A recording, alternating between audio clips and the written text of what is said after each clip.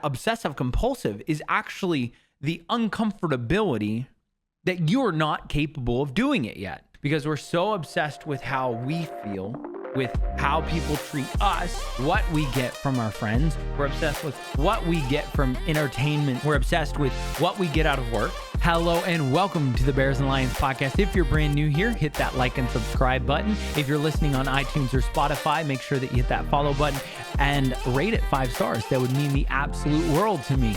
If you're a returning listener, what's up? It's so good to see you. Thank you so much for coming back and listening to me. I really hope that you enjoy this conversation. I cannot wait for it because we're talking about obsession. I'm currently obsessed with something, and honestly, if you're like me, you've probably been obsessed with a few things throughout your life. But it's my goal to challenge you. And hopefully by the end of this conversation, you're going to start reformulating maybe a current obsession that you have, or you'll be encouraged to start a brand new obsession. I cannot wait to have this conversation. So let's get into it, and I'll see you on the other side. Today, I want to talk to you about obsession. So I'm going to break this down, and this is what the episode is going to be about. I did some digging into OCD, obsessive compulsive disorder, and just obsessive compulsive people. And then I also did digging into obsession. Now, the reason why I want to talk about obsession and why I think it's going to impact your week or your month or your year or even your life is because there is a power in obsession that I think it's very unique that we should actually tap into that power and have. So hopefully by the end of this episode, you're going to walk away with the idea that maybe you need to build an obsession, or maybe you need to see what you're actually obsessed about to change your obsession. So I want to kind of just start things off to talk to you about obsession, because I think all of us understand that we have been obsessed. There's been things that I've been obsessed about. I'm sure if you really think about it, there's things that you've been obsessed about. But there's this unique, almost like community when it comes to obsession. I remember years ago when Twilight came out, the whole world was obsessed with Twilight. I mean, you would get coffee with somebody, and as soon as you get past pleasantries, you know, how you doing? Good. What's up? Nothing much. I'm tired, whatever. And then all of a sudden, out of left field, this question would come. Are you Team Jacob or are you Team Edward? It was like out of nowhere. You could just tell that people were obsessed with it. So you know that there is a power and an obsession, and it can build this community around you. So, there can be parts of people that are going to be for you, and then parts of people who are going to be against you. And it almost gives you motivation to choose one side or the other. And then it also will give you a motivation. When Twilight was coming out, I remember all of these people started picking up, and they were like, oh, I'm reading the books now. And I have to finish the books. I mean, it's so important. Same thing happened with Harry Potter. Is these books were being written, and then people started the movies started being made, and then people started digging into the books even more. And I remember listening to people who were reading the final Harry Potter book and just absolutely enthralled with the story. They were obsessed with the story. They needed to know the ending of it. So there is this power in obsession that I think all of us can tap into and connect with and understand the importance of it. So go with me. I did some digging into obsession, so I'm going to kind of break it down in this way, because I think I've seen a lot of posts where people have talked about either self-diagnosing themselves as obsessive compulsive, or they've diagnosed themselves as having an unhealthy obsession based on their uncomfortability, not based on whether or not it was good or not, based on uncomfortability, not health. I want to kind of make a distinguishing difference between obsessive compulsive and uncomfortability versus obsession and having a passion, and why that I think that that's so beneficial. And I'll break it to you like this. I think that obsession is healthy. I think it's very good. I think you even think it's good because we celebrate these stories, the underdogs that don't belong there, but they've been obsessed with their craft. The musicians like the Jimi Hendrix of the world, who are obsessed with becoming the best guitar player ever, and they show it by the way that they do this. The athletes that came from nothing, but they were obsessed with the sport. They were obsessed with getting better. They were obsessed with the grind, and they put in the work, like Kobe Bryant's of the world, or You look at the Tiger Woods of the world, who are obsessed with getting better and getting better throughout an early age. They were so obsessed with their golf swing and the game of golf that when they finally got into the spotlight, it was no surprise that they became polarizing and incredible at what they do. I remember listening to a interview with Michael Phelps talking about how for 5 straight years he got in the water 365 days.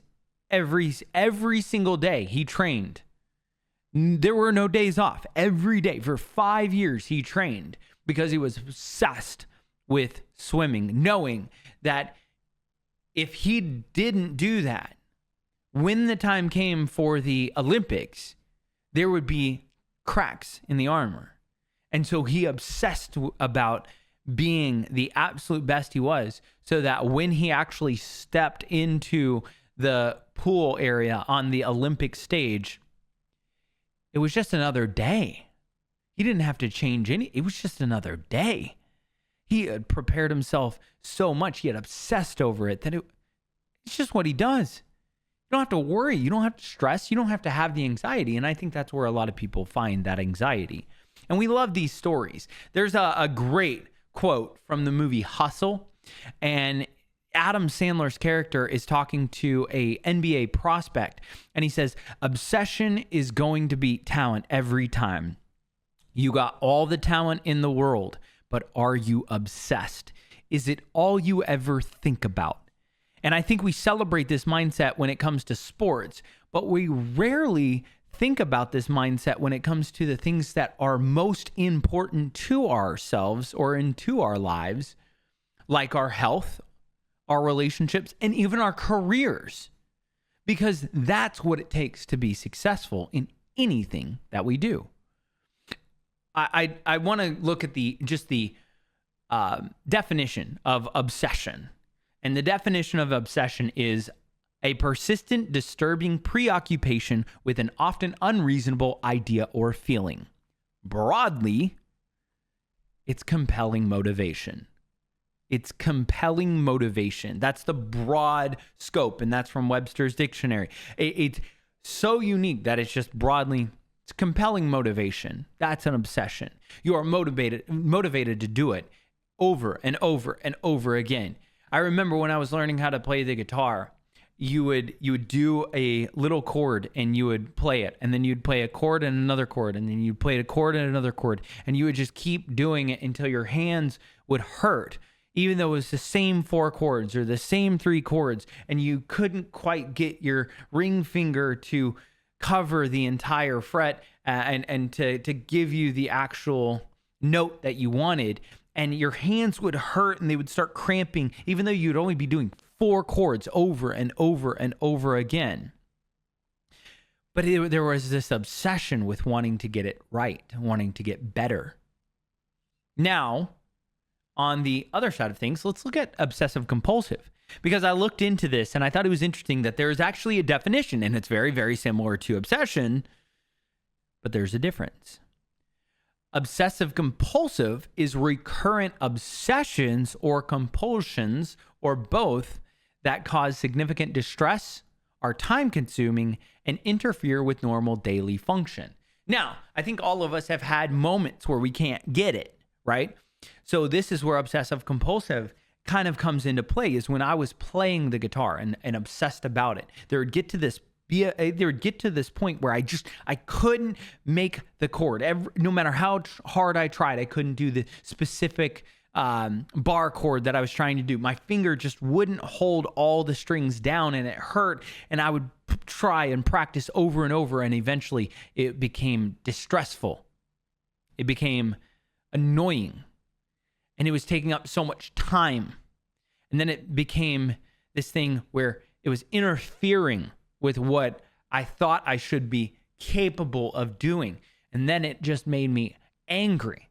So instead of practicing to get better, I started practicing with the mindset of, I'm going to prove this guitar that I can do this. I'm going to force my hand into an unhealthy movement because it hasn't trained enough. And what I learned is that obsessive compulsive is actually the uncomfortability that you're not capable of doing it yet. We do this all the time where we will say, oh, I really want to do this thing. Maybe it's art, or maybe it's a skill. Maybe it's a new job. And it's so difficult. It's so difficult. And you've done it like 2-3 times and you're like, I'm gonna force myself to get better at this. And we change the pursuit from being a healthy obsession and we change it into anxiety. I have to get better now because I have to prove to so-and-so who is looking at me. I have to prove to my manager that I can do this, or I have to prove to that person that I'm better than them. And we create this unhealthy anxiety where we are trying to force something that's not ready. It's like if you woke up this morning and you said, you know what, I'm going to go for a run. I'm going to run a marathon. What do you think would happen to your joints and your muscles? I'm just going out on a whim here, and I would imagine that your muscles would probably tear, and you might injure your ligaments. You might be able to complete the 24 miles, plus of the marathon, but it's going to come at a cost. And this is where the anxiety part of the obsessive compulsive is. There is this distress that's time consuming, and it interferes with your daily interaction because you want it too quick.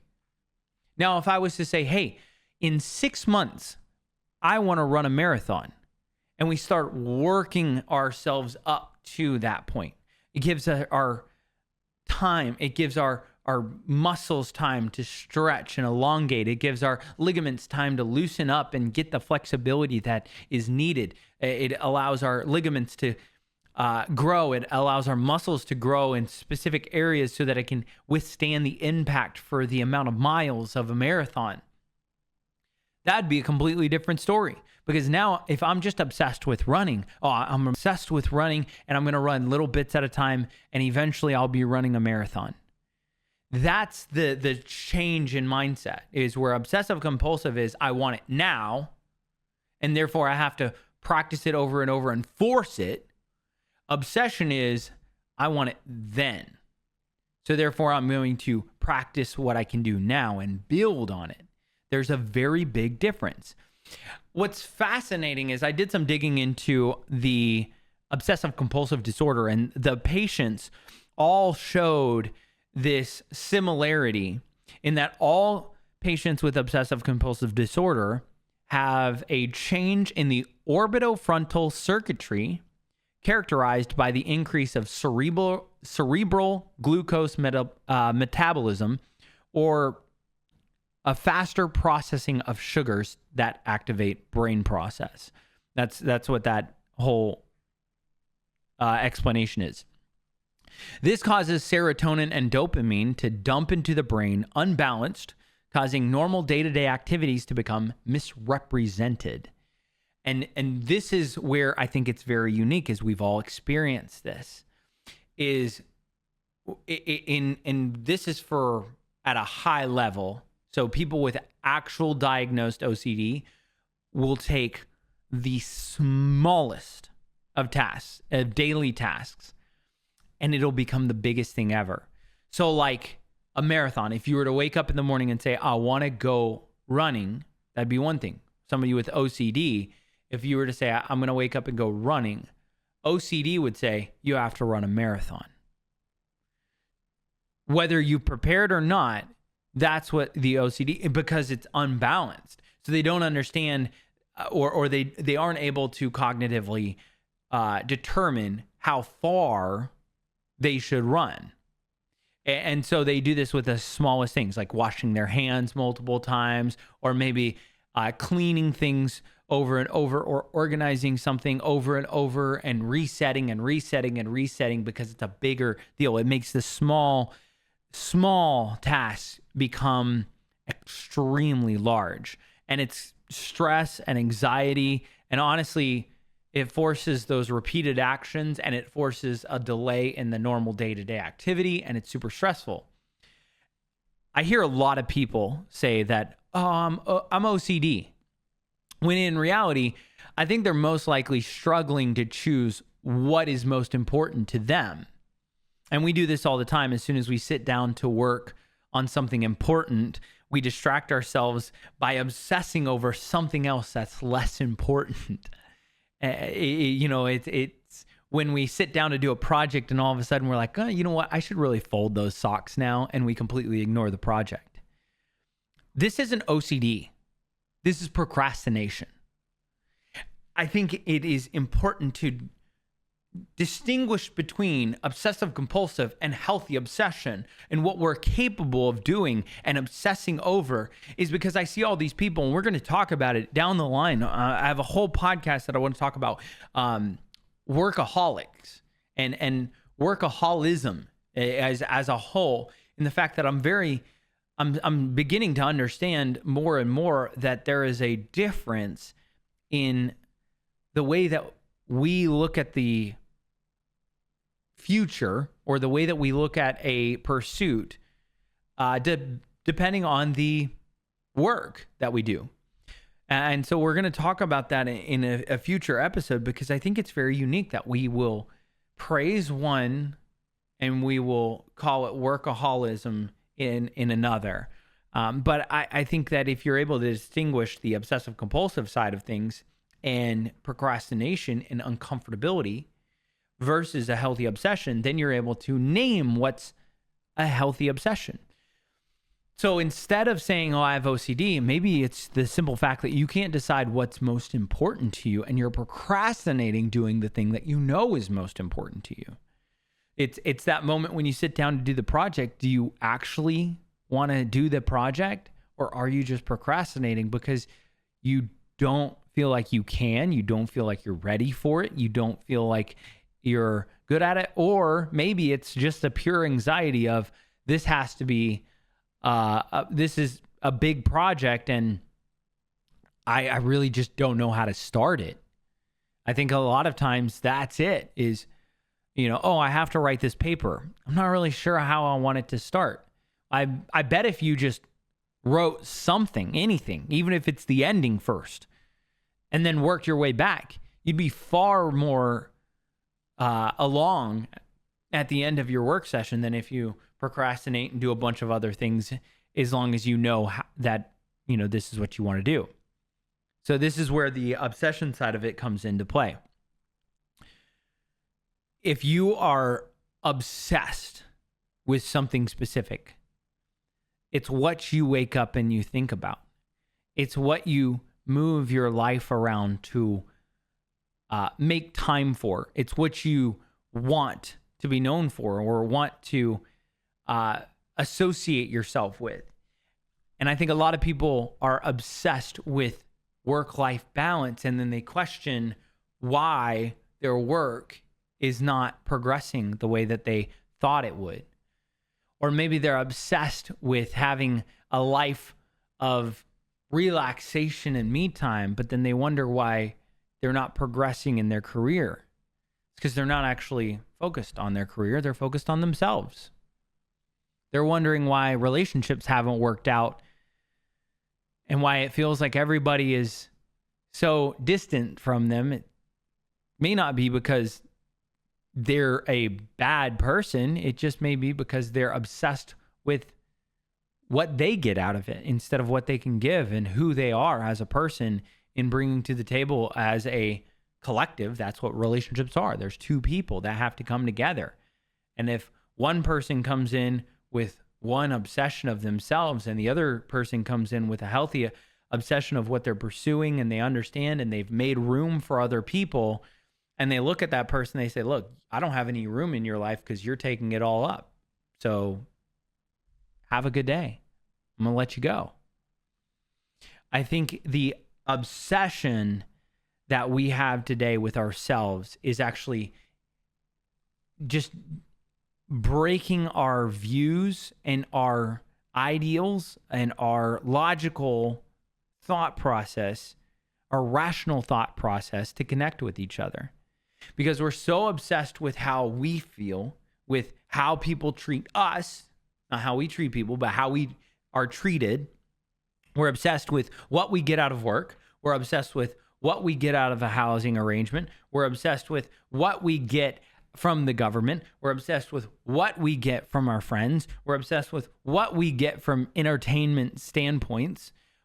Why won't they make this movie? Or they should have made this movie better. Or I don't really like this music. Or why didn't they do this instead? We're obsessed with ourselves. How did our team make us feel when they lost? They're trash. You meet a Jets fan, you can really quickly understand, whoa, you're obsessed with the Jets, but you're kind of obsessed with yourself. I kid. I love you Jets fans. But it's something that we obsess with ourselves so much. And we're obsessed with how we feel, how others make us feel, what's going on in our lives, how diets make us feel. And so all of our social media is focused on that as well. If you look at social media, I dare you to scroll, and within 5 scrolls, you're going to get at least 2 to 4 posts talking about you and how it's going to make you feel better, or how you can focus on you, or what you should do to live a better life. And even in talking about this, I'm in the mix of it. I'm sharing a podcast talking about how obsession impacts you. So I'm not saying I'm any better. I'm just saying that there needs to be an obsession of something else, which is why I think there should be an obsession of work. I think there should be an obsession of purpose. I think there should be an obsession of becoming better. That every single day you wake up with the idea of, I'm going to get better at this, or I'm going to try to do this, where you're not thinking about, I want it now. You're thinking, I want it then. Right? The difference between obsessive compulsive is you wake up and you say, I'm going to run a marathon today, whether you've trained for it or not. Well, good luck. You might complete it, but you're going to break a lot of stuff on the way. I'm obsessed with saying, I want to be able to run a marathon. Therefore, I'm going to train today and do what I can today so that eventually I'll just be able to run a marathon. If I want to lift a certain amount of weights, I'm not going to just go to the gym and try to lift the heaviest weights there. I'm going to work my way up to them. Give myself time. Obsess over it. Obsess over putting in the work, putting in the effort, putting in the time it takes to be able to build the muscle in order to be able to lift those heavy weights. If you want to lose weight, if you want to be in a relationship, if you want a healthy marriage, if you want a healthy family, you have to obsess over it in a healthy way by saying, nothing, I will choose this over anything else because this is what's most important to me. My relationship with my wife is most important to me. My relationship with my kids is most important to me. And I am okay with letting everything else go and doing what I can where I am, wherever I am. So if you let your career go a little bit, or if you take a different job where you can focus on your kids more or focus on your spouse more, because that's what's most important, you need to. But you might be in a season of working hard. Honey, I really want to work on my career. You mean the world to me. I think this is an opportunity for me to give you the love and affection that I want to give you, and the life that I want to give you. Is it okay having a conversation? Is it okay if I focus on work for the next 2 years? Is this something that we should do together? Because I love you and this is a passion of mine. And I guarantee you, if you get around obsessed people who somebody else, if your spouse is obsessed with, art or whatever, they're going to say, yeah, because I'm obsessed with this and let's keep each other accountable. And it's so cool. I want to finish this up by sharing 3 quotes that I think give us insight into the power of obsession. This quote is from Albert Einstein. I love this quote. I know quite certainly that I myself have no special talent. Curiosity, obsession, and dogged endurance, combined with self-criticism, have brought me to my ideas. This one is from Walt Disney, who said, to succeed, work hard, never give up, and above all, cherish a magnificent obsession. And then Conor McGregor, I remember when he said this because I wanted to run through a brick wall. This quote is from Conor McGregor, and it says, "This is hard work. This is an obsession. We are all equals as human beings. You could be anyone if you put in the time. You will reach the top, and that's that. I am not talented. I am obsessed." So this week, I want to challenge you. What is your obsession? What are you choosing to put your time into? Are you obsessed with a video game? Are you obsessed with getting better at something that is not pushing you into your future? Are you obsessed with things that won't matter in 2-3 years? Are you like Twilight, obsessed with whether you're Team Edward or Team Jacob? And in 5 years from now, you're going to go look back and laugh at that obsession and say, why was I so obsessed with that? Or are you obsessed with something that you know, this is what I want in the future? I want to be able to run a marathon, so I'm going to become obsessed with being able to run. I want to work in this specific job. I want to work in this specific area. I want to do this specific role in my business or in the business I work for. Are you obsessed with learning the skills that it takes to be in that area? Then what are you doing today to obsess over it? What are you doing when you wake up and saying, you know what, today I'm going to get better? Or are you waking up saying, I don't even know why I want to wake up? People ask me what my favorite day of the week is, and I always tell them Mondays. Mondays are my favorite day of the week. You know why? Because it's a new beginning. It's a new opportunity to be obsessed with getting better. It's a new opportunity. We're going to talk about the days of the week at some point on this podcast, but Mondays, it used to be known as Moon Day, stood for a new beginning. That there was a new chance, a new opportunity for the harvest to take place, or a new opportunity for the building of a new week or a new work week or a new marketplace. That's when everybody would go to the town to be able to find new things when people would come in and sell, whether they were merchants or fishermen or hunters or gatherers. Monday was such a unique day, and I love Mondays, but it's this new opportunity to obsess over getting better. I hope that you'll be challenged on this. Whether you are new to this podcast or not, thank you so much for listening. I really, really appreciate it. I hope that you'll become obsessed with getting better. Whatever it might be, it can be small or it can be big. But if you really want to see a difference in your life, become obsessed with life. Become obsessed with finding that joy. I promise you, it'll change the way that you view the world around you. And you'll wake up in the morning and people will go, why are you so excited about life? It's because I'm obsessed with the joy of being better and the fact that today I have an opportunity to be better than I was yesterday. Doesn't mean every day you will be. Doesn't mean everything's sunshine and rainbows. And oftentimes means that the difficult days are even harder because you're carrying the weight of wanting to be better, even though you know that it's such a hard day. You know that yesterday was better, but you're obsessed with it. So you know that you'll shake it off and the next day you're going to be better. I really hope you enjoy. Thank you so much for listening. I hope that all of you have a wonderful rest of your week. Remember to give grace, show love, and as always, stay stellar. Peace.